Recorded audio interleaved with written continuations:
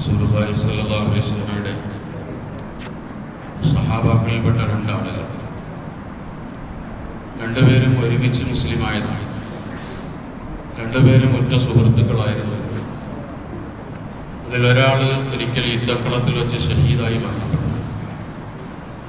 മറ്റേയാൾ 1 വർഷം കഴിഞ്ഞ് സ്വാഭാവികമായ മരണം വരികയും ചെയ്തു. തൽഹത്ത് ഇബ്നു ഉബൈദില്ലാഹ് റളിയല്ലാഹു തആല അൻഹു ഒരിക്കലും മരണപ്പെട്ട രണ്ടുപേരെ സ്വപ്നത്തിൽ കാണുകയുണ്ടായി. സ്വപ്നത്തിൽ കാണുമ്പോൾ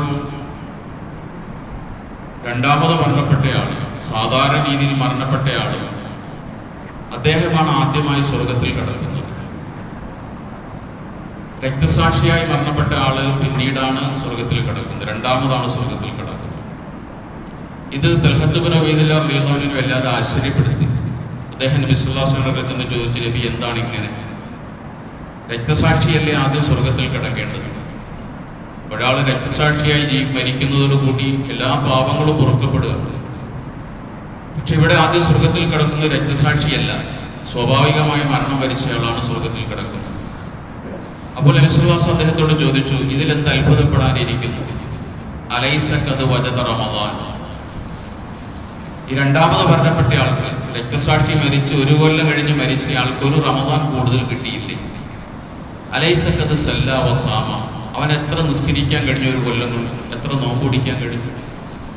അതുകൊണ്ട് അവന് കിട്ടിയ റമദാനിന്റെ പുണ്യമാണ് അവന് നേരത്തെ സ്വർഗത്തിൽ കിടക്കാൻ കഴിഞ്ഞു എന്നുള്ളത്. അതുകൊണ്ട് റമദാൻ ലഭിക്കുക എന്നുള്ളത് വലിയൊരു ഭാഗ്യമാണ്. ഇതുപോലെ ആഗ്രഹിച്ച ധാരാളം ആളുകളുണ്ടായിരുന്നു. കഴിഞ്ഞ റമദാൻ അവർക്ക് കിട്ടി, പക്ഷേ ഈ റമദാൻ കിട്ടിയിട്ടില്ല. അവർ നീ പള്ളിപ്പറമ്പിലാണ്, അള്ളാഹു അവർക്ക് പുറത്തു കൊടുക്കുമാറാകട്ടെ. നമുക്ക് അള്ളാഹു അവന്റെ വലിയ ഔദാര്യം കൊണ്ട് 1 റമദാനിൽ കൂടി ജീവിക്കാനുള്ള ആയുസ് അള്ളാഹു തന്നു.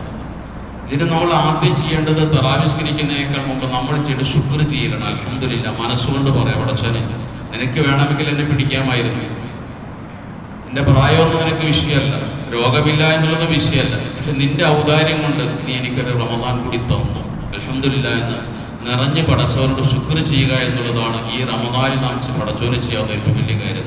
മനസ്സുകൊണ്ട് ശുക്ർ ചെയ്യുക. അള്ളാഹു നമുക്ക് ഇനിയും ദീർഘകാലം റമദാനുകൾ തന്ന് അനുഗ്രഹിക്കുമാറാകട്ടെ. ഈ വിശുദ്ധ റമദാനിനെ അള്ളാഹു നമ്മുടെ അനുകൂല സാക്ഷിയാക്കി തീർക്കുമാറാകട്ടെ. സുബ്ഹാനല്ലാഹി വബിഹംദിഹി സുബ്ഹാനക്കല്ലാഹു വബിഹംദിഹി അഷ്ഹദു അല്ലാ ഇലാഹ ഇല്ലാ അൻത അസ്തഗ്ഫിറുക.